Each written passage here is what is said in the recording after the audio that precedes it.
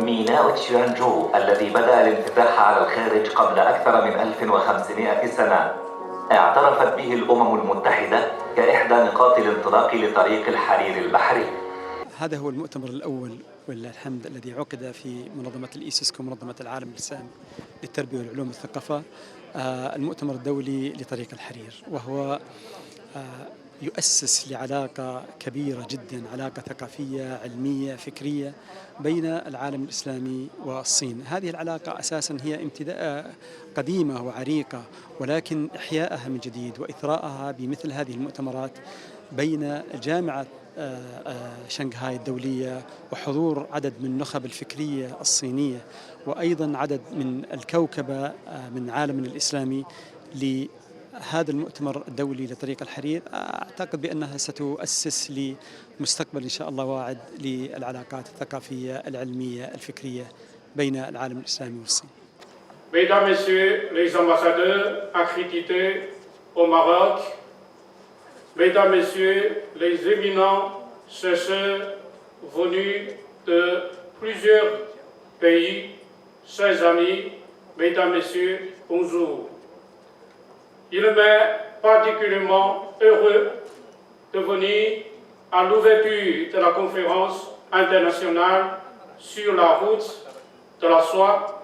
J'aimerais tout d'abord remercier Monsieur le Directeur général Malik de son aimable invitation. J'aimerais féliciter ISESCO des universités partenaires chinoises. Alors, il s'agit d'un colloque international de la route de la soie,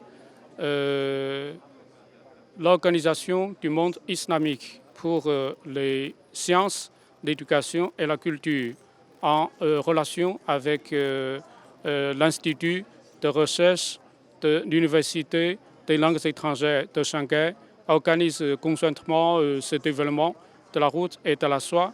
Comme j'ai dit tout à l'heure dans mon allocution, cet événement est venu à point nommé. D'une part, c'est pour bien sûr renforcer les relations entre les deux parties.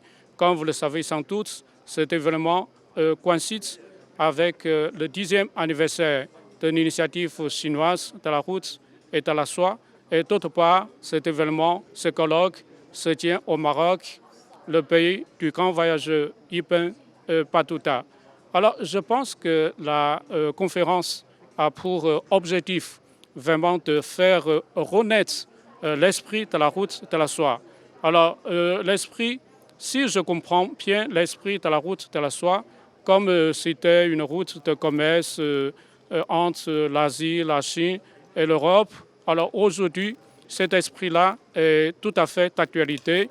Il pourra servir de référence pour une bonne conduite des relations internationales et un bon traitement entre des États.